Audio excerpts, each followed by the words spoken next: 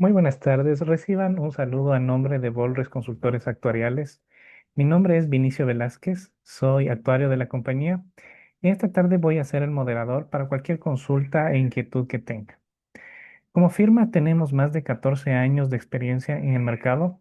Contamos con oficinas en Ecuador y Colombia y nuestros servicios abarcan a estudios actuariales de beneficios post-empleo como jubilación patronal y desahucio en el Ecuador para empresas tanto públicas como privadas.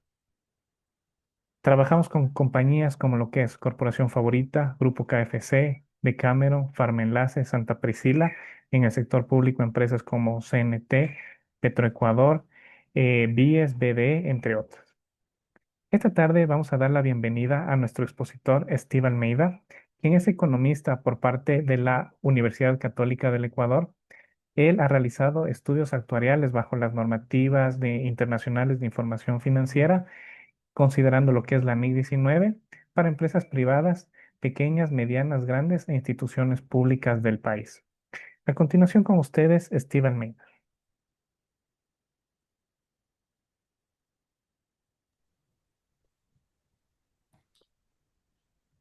A ver,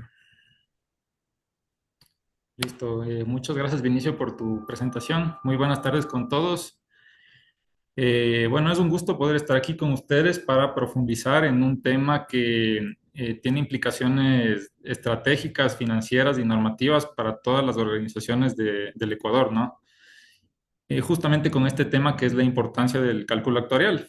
Entonces, durante esta sesión vamos a analizar un poco no solo lo que es el cálculo actuarial, sino también por qué es indispensable, cómo se construye, qué impacto genera en los estados financieros y otros temas adicionales, lo cual se enmarca dentro de la gestión de lo que es el riesgo laboral y la planificación de cada empresa, ¿no? Entonces, la idea o el objetivo que es al finalizar este espacio también es que tengan una noción y una comprensión clara y aplicada del rol que tiene el cálculo actuarial en el reconocimiento y la proyección para la gestión de beneficios postempleo, tal como es la jubilación patronal y el desahucio. Adicional a esto, también estaremos, bueno, revisando cómo afectan los supuestos financieros, los supuestos actuariales, cómo se determinan y el efecto que tienen en el valor final de los pasivos. Bueno, también cabe mencionar que para hacer este espacio un poco más práctico, decirles que siéntanse con la libertad de realizar preguntas en cualquier momento del webinar, que iremos tomando nota de cada una de sus inquietudes para abordarlas al final de la presentación. Entonces, empezamos. Bueno, en esta lámina podemos observar los cuatro grandes bloques que vamos a desarrollar. El primero sería la introducción al cálculo actuarial. Luego seguimos con la importancia del estudio actuarial, los supuestos actuariales y el impacto de estos supuestos en los pasivos laborales. Cada uno de estos apartados nos permitirá entender el proceso completo desde una base conceptual y normativa hasta la aplicación técnica y el impacto real de estos elementos dentro del estudio actuarial y en cifras, ¿no? Entonces vamos con el primer bloque. Bueno, comentarles que a breves rasgos el cálculo actuarial es un procedimiento que combina una metodología matemática, que en este caso es denominada como la metodología de unidad de crédito proyectada. Se combina con una serie de supuestos, información demográfica por parte de cada empresa y elementos legales y normativos. Para generar cuánto debería provisionar una empresa a día de hoy para cubrir obligaciones que se van a materializar en el futuro, eh, hablamos de justamente provisiones para beneficios postempleo. Dentro de estos beneficios tenemos los principales, que son la jubilación patronal y el desahucio. Entonces, mencionar que lo más importante de un cálculo actuarial es, o cómo está compuesto, digamos, o cómo es la metodología, es básicamente traer a valor presente los beneficios futuros esperados, considerando la probabilidad de que ocurran. Entonces, para esto también intervienen supuestos como van a ser mortalidad, rotación, incremento salarial, inflación y tasas de descuento, donde cada uno de estos elementos se va a combinar para estimar el costo real del beneficio. En otras palabras, y a modo de dar un ejemplo, eh, por ejemplo, podemos imaginar que una empresa con 1.000 trabajadores, eh, el cálculo actuarial, digamos, no es que solamente considera que hay X trabajadores que cumplirán los 20 años de servicio y con base en todos esos supuestos, digamos, solo con eso determino lo que le voy a pagar, sino que dentro del estudio entra una serie de supuestos que determina qué trabajadores van a llegar al beneficio, cuándo llegarán, eh, cuánto ganarán en ese momento, cuánto será el beneficio que se les calcule y cuál es el valor presente de dicho beneficio a día de hoy. Entonces, esto, digamos, forma todo parte de la metodología. Para iniciar un poco respecto al tema de los beneficios postempleo, uno de los beneficios que se manejan dentro de las empresas en el Ecuador es el beneficio de jubilación patronal. Entonces, la jubilación patronal es un beneficio contemplado en los artículos 216 y 217 del Código de Trabajo, donde nos dice que para tener el derecho a la jubilación patronal, el trabajador debe cumplir con un requisito de tiempo de servicio. En este caso, para adquirir una jubilación patronal proporcional, el trabajador debe contar con un tiempo de servicio de entre 20 a 24,9 años de servicio. Mencionar también es importante que la jubilación patronal que aplica de forma proporcional en este rango de tiempo se dará, digamos, únicamente si es que el trabajador es despedido. En caso de que exista una renuncia voluntaria del trabajador, no adquiriría este derecho al beneficio de jubilación patronal. Sin embargo, a partir de los 25 años de servicio en adelante, ya alcanza el beneficio completo. Entonces ya tiene el derecho a adquirir el beneficio sin importar si es que el trabajador es despedido o si la renuncia es voluntaria. También es importante destacar que los años de servicio pueden ser continuos o ininterrumpidos, siempre que correspondan al mismo empleador. Eh, bueno, este beneficio también comentarles que puede representar cifras considerables, especialmente en empresas que tengan una alta antigüedad del personal, que tengan escalas salariales crecientes o que tengan un bajo porcentaje de rotación. Entonces, por eso, digamos, el cálculo actuarial nos permite anticipar y planificar las obligaciones que se pagarán a futuro de este beneficio de jubilación. Eh, para este beneficio, bueno, existen dos formas de pago, ¿no? O bien puede ser una pensión mensual que se paga mes a mes hasta hasta el fallecimiento, digamos, del trabajador y un año adicional de los herederos, a los herederos. Por otra parte, también otra forma de pago que tenemos desde el Fondo Global, el cual consiste en un solo pago que extingue la obligación que tiene la empresa con el trabajador. Entonces, cualquiera de estos dos métodos de pago son aplicables para cuando el trabajador se jubila. Por otra parte, pasando al caso del desahucio, bueno, tenemos que la ley que establece que el trabajador debe recibir un 25% de la última remuneración mensual por cada año de servicio completo. Esto aplica tanto para la renuncia voluntaria como como para el despido del trabajador. Eh, entonces, empresas que tienen una alta rotación, digamos, es importante que tomen en cuenta o que midan este beneficio porque la probabilidad de renuncia forma parte también del cálculo de provisiones del desahucio. Y aquí es donde surge algo importante, que a veces muchas empresas subestiman el costo acumulado del desahucio porque cada salida individual puede parecer, digamos, pequeña, pero el efecto agregado al final de todos los trabajadores es significativo. Entonces es por esto que es importante mantener una provisión que me permita a futuro cumplir con todas las obligaciones que debo cancelar a los trabajadores cuando se dé la renuncia o el despido, o en sí la terminación de la relación laboral.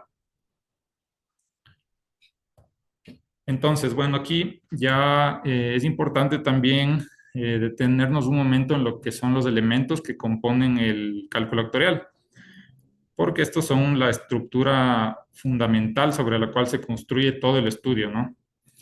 Entonces, dentro del cálculo actuarial encontramos principalmente estos dos componentes clave, que son el costo por servicio presente y el costo por interés.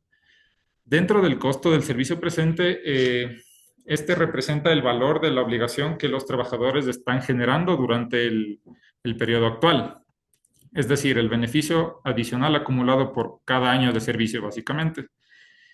Cada año que un trabajador permanece en la empresa, aumenta la obligación por jubilación patronal o por desahucio. Y este incremento anual es el que se registra como el costo del periodo. Por otro lado, también tenemos lo que es el costo por interés, que surge porque estamos trabajando con obligaciones futuras que deben traerse a valor presente. Entonces, como el pasivo actuarial, digamos, crece con el paso del tiempo, simplemente por el valor del dinero, la empresa también debe reconocer un costo financiero asociado a este incremento del pasivo año tras año. Entonces, en términos un poco más simples, digamos que aunque el trabajador no haya generado más tiempo de servicio, la obligación ya existente aumenta por el efecto del valor de dinero en el tiempo, básicamente. Entonces, a estos dos componentes se suman otros elementos como es la ganancia y pérdidas actuariales, que reflejan las diferencias entre lo que proyectamos usando los supuestos y lo que realmente sucede en la población. Entonces, por poner un ejemplo, si la rotación fue mayor o menor que lo esperado, si los salarios tal vez crecieron más rápido de lo que yo tenía previsto, o si la mortalidad se comportó de una manera distinta, por así decirlo, a lo que estaba proyectado, esas diferencias se van a reconocer como ajustes en el patrimonio dentro del rubro llamado otro resultado integral, según lo exige la normativa, que es la NIC 19. Entonces, en conjunto, todos estos elementos, el costo por servicio, el costo por interés y las ganancias y pérdidas actuariales, son las que me permiten construir un cálculo actuarial completo, eh, técnicamente fundamentado y, digamos, en línea con la normativa contable. Bueno, ya me adelanté un poco a lo que es el tema de las ganancias y pérdidas actuariales. Estos son los que se registran, como les mencioné, en el apartado de otro resultado integral, de acuerdo con lo que es la normativa de la NIC 19. Entonces, adicional, bueno, la NIC 1 me define otro resultado integral como una cuenta que comprende partidas de ingresos y gastos que no se reconocen en el resultado tal como lo requieren o lo permiten otras NIF.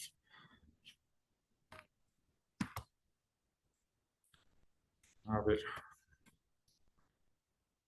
Entonces, digamos que una vez establecido estos elementos, a breves rasgos, la importancia del cálculo actuarial se divide en dos componentes. Uno, el componente normativo, donde el hecho de yo tener que, digamos, estos beneficios de jubilación patronal y desahucio, significa que tengo una posible deuda con los trabajadores por estos mismos beneficios a largo plazo. Entonces, estos valores son importantes de reflejarlos en los estados financieros y es lo que me exige también la normativa. Entonces, la manera válida para reconocer y medir este valor presente de las obligaciones por beneficios es aplicar justamente la metodología que les comentaba al inicio, que es la de la unidad de crédito proyectada.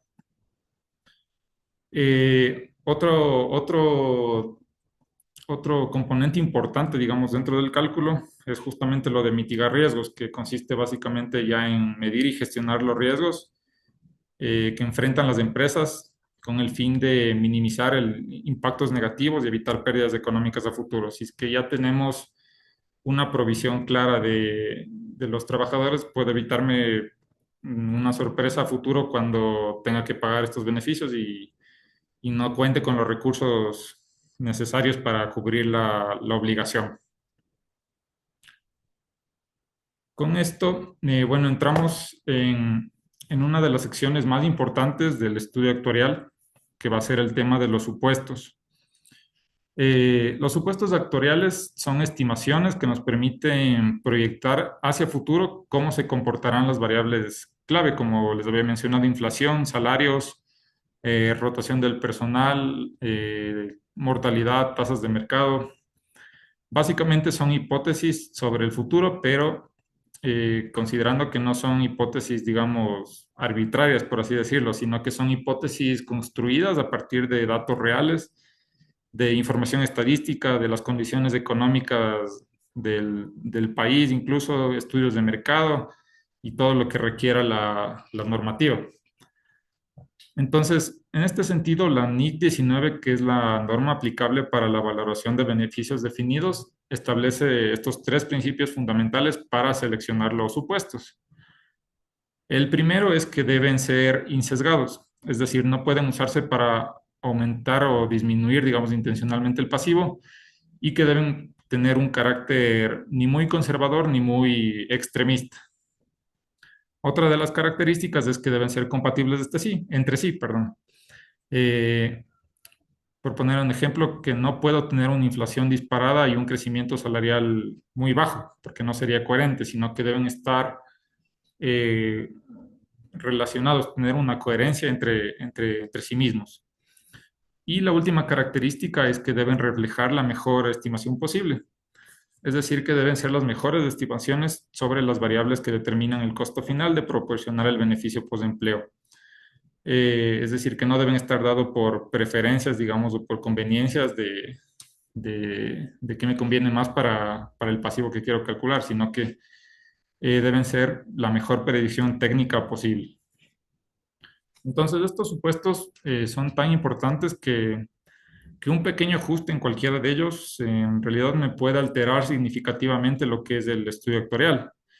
Por eso podemos considerarlos como una parte esencial del cálculo actuarial y a continuación lo vamos a ver por qué, un poco más detallado cada uno.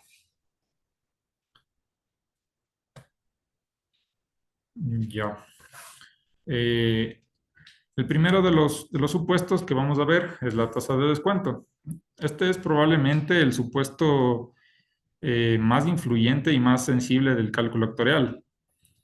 Esta tasa es la que utilizamos para traer a valor presente todos los flujos esperados de beneficios futuros. Y justamente la normativa, la NIC 19, nos dice que la tasa de descuento se determinará en función de los rendimientos del mercado de bonos corporativos de alta calidad o bonos gubernamentales si no existe mercado corporativo profundo. En Ecuador, eh, digamos que mediante un oficio oficial, la Superintendencia de Compañías determinó que el país cuenta con un mercado de bonos corporativos de alta calidad lo suficientemente representativo, por lo cual podemos usar dicha referencia para la tasa de descuento. Adicionalmente, existe otra opción, digamos, que es de utilizar la tasa de descuento de Estados Unidos con base en los bonos corporativos del país porque compartimos la misma moneda, en este caso el dólar. Entonces, digamos que las empresas que declaran sus estados financieros bajo NIF completas tienen la libertad de elegir cualquiera de estas dos tasas, de tasa de Estados Unidos o la tasa de Ecuador. Sin embargo, para las empresas que declaran sus estados financieros bajo NIF pymes, eh, la normativa solamente permite utilizar la tasa de descuento de Ecuador. Entonces, bueno, aquí como les comentaba, justamente está el oficio que permite o que nos dice la Superintendencia de Compañías respecto a que Ecuador cuenta con un mercado de bonos corporativos de alta calidad. Y aquí tenemos un ejemplo de las tasas de descuento. Entonces, como pueden observar, la tasa de descuento de Estados Unidos por lo general siempre va a ser más baja que la tasa de descuento de Ecuador. Esto puede ser ya por temas digamos, económicos del país. En los bonos corporativos en Estados Unidos existe, digamos, una menor incertidumbre frente a lo que podemos tener aquí en el Ecuador, de manera que los rendimientos van a ser un poco más bajos y esto me da, como construimos la tasa a partir de estos rendimientos, me da unas tasas menores aquí en Estados Unidos versus lo que tenemos en Ecuador. Ya, entonces, bueno, ¿por qué es importante entonces esta tasa?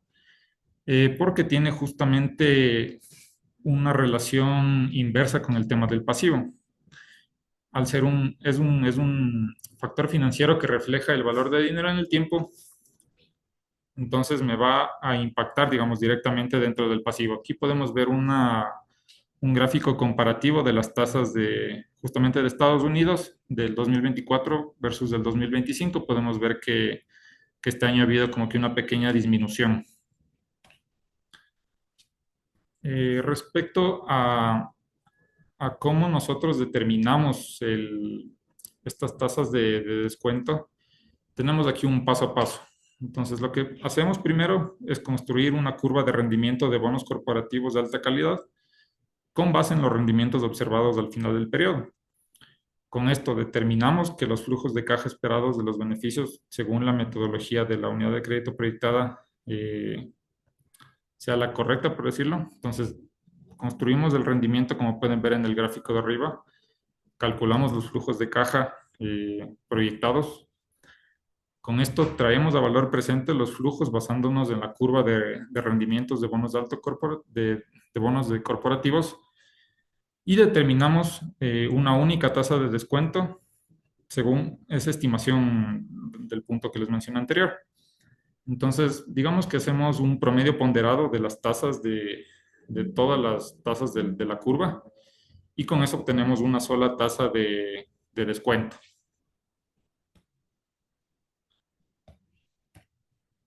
Ya, entonces, bueno, como les mencionaba, la relación que existe entre la tasa de descuento y el pasivo es una relación inversa.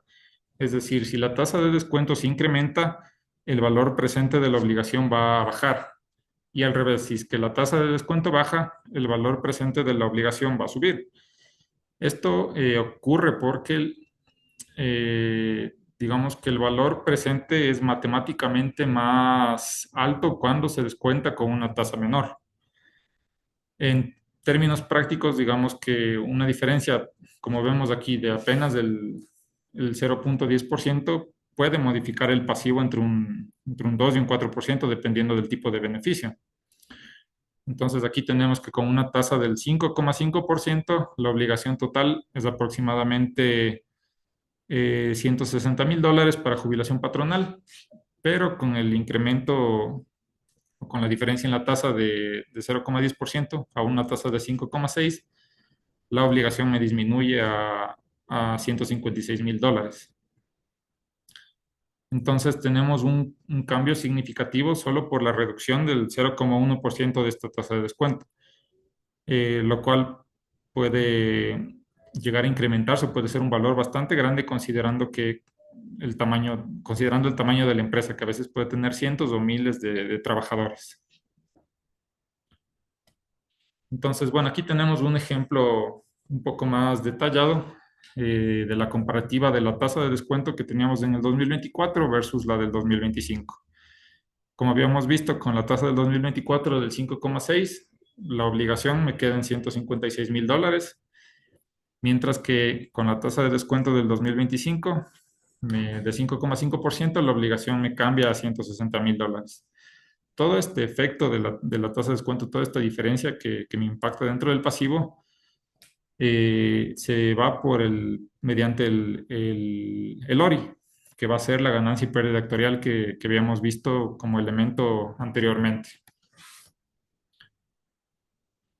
Entonces, bueno, perdón, antes de pasar, concluir que vemos que esta tasa de descuento es un parámetro técnico normado y muy sensible, ¿no? Y por eso es justamente uno de los supuestos más importantes, digamos, que tenemos dentro del estudio. Eh, a continuación tenemos la inflación, que es otro supuesto fundamental, porque en el largo plazo impacta en el crecimiento de los salarios y por lo tanto en el beneficio final que se paga al trabajador. Entonces, por poner un ejemplo, si un trabajador hoy gana $1,000, pero su jubilación patronal depende del salario futuro, debemos de estimar cuánto será ese salario dentro de 15 o 20 años. Entonces, ahí entra el componente también de la inflación. Eh, Aquí podemos ver algunas tasas que son proyecciones del Fondo Monetario Internacional, tanto para Ecuador como para países dolarizados, mostrando, digamos, una tendencia moderada y estable, ¿no? A largo plazo. Eh, Puede pasar que a veces se piensa que en las economías dolarizadas la inflación es mínima y que puede tener, digamos, un efecto insignificante, pero lo cierto es que sí tiene un efecto acumulado importante, ¿no? Porque a la final una inflación baja pero persistente durante 20 años puede prácticamente duplicarme lo que es el salario nominal. Entonces, por eso también incluimos este supuesto dentro del estudio. Eh, Respecto a este supuesto, que es la rotación, bueno, les cuento que mide la probabilidad de que un trabajador deje la compañía antes de acceder al beneficio. Este supuesto, digamos que afecta principalmente al desahucio, porque si es que la empresa tiene una alta rotación, va a pagar desahucio con más frecuencia, ¿no? Y a su vez, si es que tiene una baja rotación, probablemente pagará más jubilaciones patronales a futuro. Entonces, aquí por poner un ejemplo, tenemos una empresa donde el personal se queda, digamos, 3 o 4 años en promedio. Es muy probable que casi nadie llegue a los 20 años de servicio, porque de manera que los primeros años el valor del pasivo de jubilación patronal va a ser bajo, pero va a aumentar el costo acumulado de desahucio y por ende la obligación que se debe provisionar. Por el contrario, si es que tenemos una empresa con un nivel de rotación muy bajo, donde la mayoría de empleados está cercana a los 20 años de servicio, vamos a tener obligaciones elevadas en jubilación patronal. Entonces, eh, por eso es importante también considerar el tema de la tasa de rotación. Comentarles que hay empresas, digamos, que utilizan este supuesto o ellos calculan su propia rotación interna del personal para la realización del estudio vectorial con el fin de ser lo más cercano posible a la rotación real que tiene la compañía. Otro de los supuestos es la mortalidad. Bueno, la mortalidad tiene un rol clave cuando los beneficios se pagan de manera vitalicia o cuando dependen de que el trabajador llegue a una determinada edad. Entonces, la NIC 19 nos dice que, o nos exige que los supuestos de mortalidad se basen en la mejor estimación de la población asegurada. Va relacionado con las características que habíamos visto al principio de los supuestos. Por lo que, para este supuesto de mortalidad, lo que en Ecuador normalmente se hace es utilizar las tablas del IES. Entonces, históricamente se usaba una tabla que es la IES 2002, pero con el tiempo se han ido actualizando, ¿no? Las expectativas de vida y hoy se maneja con una tabla más actualizada, digamos, lo que es la IES 2018, que muestra una mayor longevidad en las personas. Entonces, ¿qué significa esto? Que los trabajadores viven más años y por lo tanto van a recibir más tiempo una pensión o van a llegar con más frecuencia, digamos, a cumplir los requisitos y van a generar una mayor obligación en la empresa. Entonces, este cambio en tablas de mortalidad va a generar incrementos importantes en las obligaciones de, de las empresas. Ya, finalmente, el último supuesto que vamos a revisar es la tasa pasiva referencial, la cual es utilizada principalmente cuando el beneficio se paga bajo la modalidad del fondo global. Esta tasa me refleja los rendimientos que podría generar un fondo conservador en el tiempo. Y de manera similar a la tasa de descuento, también tiene una relación inversa con el pasivo, ¿no? Entonces aquí, como pueden ver, tenemos un histórico de todas las tasas de descuento que ha publicado el Banco Central desde el 2022. Vamos a centrarnos únicamente en el 2024, que era en promedio del 8%, y en el 2025, que ahora bajó, ¿no?, a 6,3%. Entonces, estas tasas también van a tener un impacto significativo únicamente en el beneficio de jubilación patronal, como les mencionaba. Para el beneficio de desahucio, digamos, no se ve afectado. Entonces, aquí tenemos un ejemplo del impacto de la tasa de descuento. Como les comentaba, también existe una relación inversa respecto al pasivo, es decir, a una mayor tasa voy a tener un menor valor presente y por ende una menor obligación para provisionar, y a menor tasa pasiva voy a tener una mayor obligación para provisionar. Entonces, bueno, en el ejemplo de aquí de la presentación vemos cómo cómo pasar de una tasa pasiva del 6,3% al 8%, me puede disminuir la obligación en más del 11%, lo cual es muy significativo, digamos, para el pasivo, únicamente por este movimiento del supuesto, manteniendo todos los demás constantes. Y de igual manera tenemos aquí un ejemplo un poco más detallado de este impacto de la tasa pasiva. En la parte izquierda del 2024, cuando usábamos el 8,03%, provisionaba un pasivo de $141,000. Ahora, manteniendo todos los supuestos iguales y constantes, solo cambiando este al 2025 a una tasa del 6,3%, mi pasivo se me incrementó a $160,000. De igual manera que en los otros supuestos, este efecto, este impacto se va a ver reflejado o se va a contabilizar dentro de la ganancia periodactorial durante el año en curso. Entonces, eh, con esto, digamos, obtenemos una conclusión clara. El cálculo actuarial es extremadamente sensible realmente a los supuestos, y por eso, yendo más allá de lo que es el cumplimiento normativo, la actualización anual es indispensable, ¿no?, para cada empresa, puesto que cada año las condiciones económicas cambian, las plantillas del personal también cambian, los salarios, las tasas del mercado, todo es cambiante.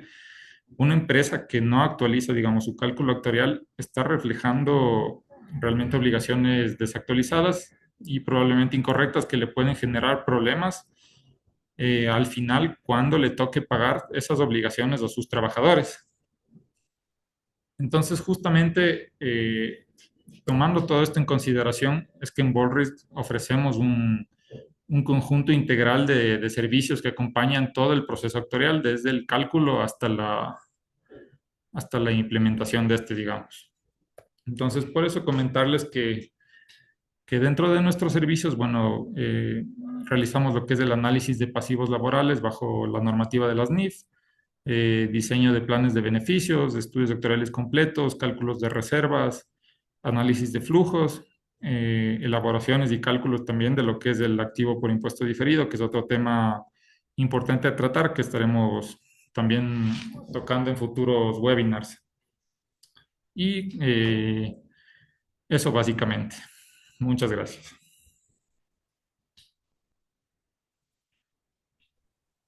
Muchas gracias, Steve, por la presentación. Queremos recordarles que quienes deseen contar con información adicional, cualquier consulta o alguna cotización sobre alguna consultoría actuarial, pueden dejar sus datos al correo info.bolres.com. Esta dirección la voy a colocar en el chat para que envíen cualquier consulta que tengan a este correo.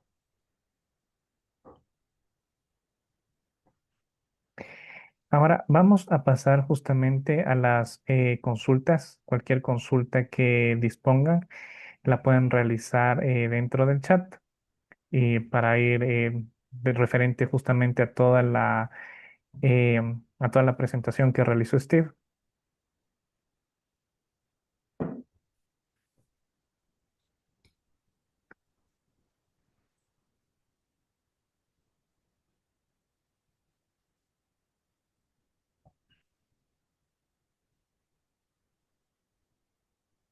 Perfecto. A ver, tenemos una pregunta. Dice, ¿Qué ocurre cuando la bonificación por desahucio no coincide con el valor pagado en el momento de realizar una liquidación de haberes?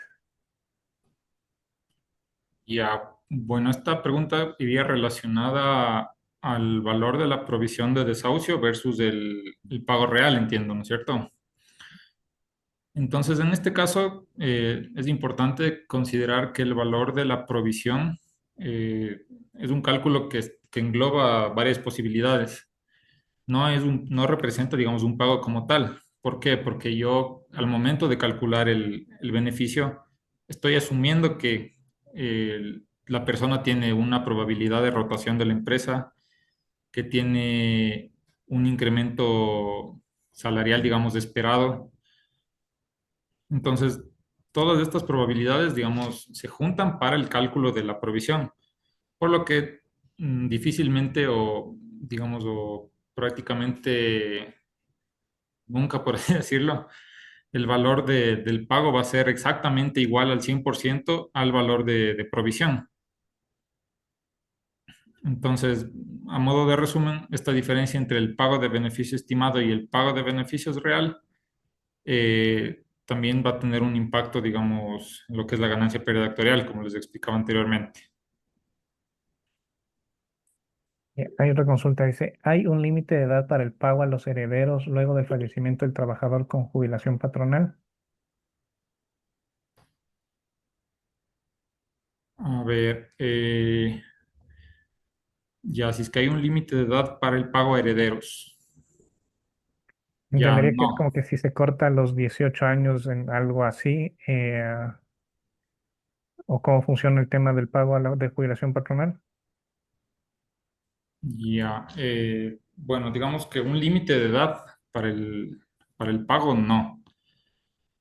El pago a herederos se hace hasta un año adicional a los herederos una vez que el trabajador fallece. Ok, aquí hay otra pregunta, dice, buenas tardes, ¿qué pasa con el desahucio si el trabajador fallece? Ya, en caso de que el trabajador fallezca, para el beneficio de desahucio no tenemos, digamos, una obligación a futuro con los herederos ni nada. Una vez que el trabajador fallece por el tema del desahucio, se extingue, digamos, la obligación. Ya, perfecto. Me mencionan aquí otra pregunta, dice, según la norma NIF, ¿desde cuántos trabajadores se debe realizar el estudio actuarial? Ya, el estudio se lo debe realizar, digamos que no hay un mínimo de trabajadores ni un máximo. Se lo debe realizar para todas las empresas que estén legalmente constituidas. Ya, perfecto, muchas gracias, Steve. Deja ver si hay alguna otra pregunta.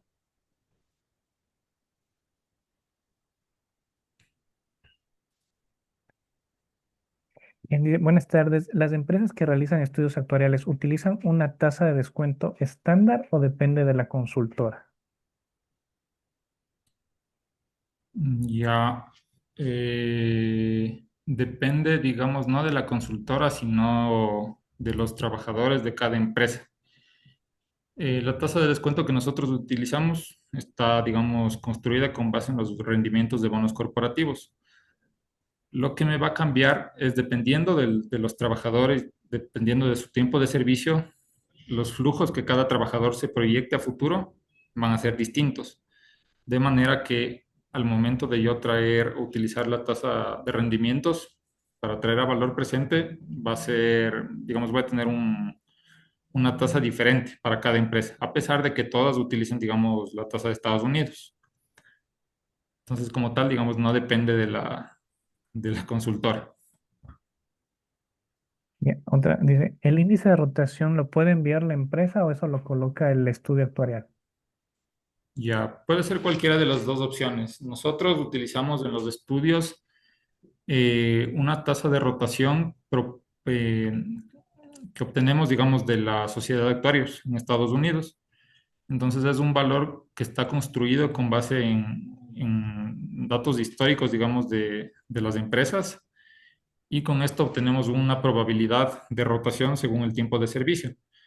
Sin embargo, si es que la compañía cuenta con con sus propios datos, digamos, históricos de rotación, nosotros la podemos aplicar dentro del estudio actuarial con el fin de tener más precisión en este supuesto. Y una pregunta, una última pregunta dice, entendemos que sí va a existir alguna variación entre el supuesto y lo real.